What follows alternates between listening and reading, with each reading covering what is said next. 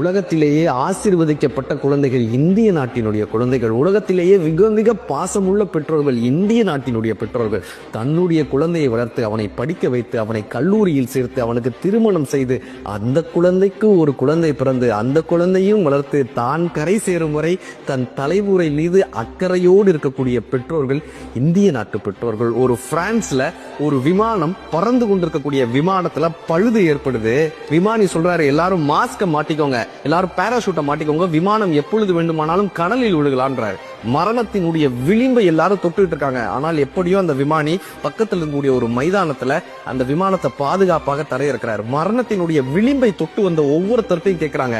ஒருத்தர் சொன்னாரு, நான் பாரிஸ்ல இருக்கக்கூடிய அந்த ஈஃபில் டவரை பார்க்காமலேயே இறந்து விடுவேனோ என்கிற ஒரு பயம் எனக்கு இருந்ததுன்னு ஒருத்தர் சொன்னார். இன்னொருத்தர் சொன்னாங்க, நான் இப்போதுதான் வீடு வாங்கினேன், அந்த வீட்டில் வாழ முடியாமல் போய்விடுமோ என்று பயந்தேன், என்னுடைய காதலியை பிரிந்து விடுவோனோ பயந்தேன்னு ஒவ்வொன்றாக சொல்லிக் கொண்டிருக்கும் போது, நான் இல்லாமல் என் குழந்தை அனாதையாகி விடுவார்களே, என்னுடைய குழந்தையை இனிமேல் யார் பார்ப்பார்கள், என்னுடைய தலைமுறையை யார் பாதுகாப்பார்கள் என்று பயந்தோம் என்று சொன்ன 11 பேரும் இந்திய நாட்டினுடைய பெற்றோர்கள்.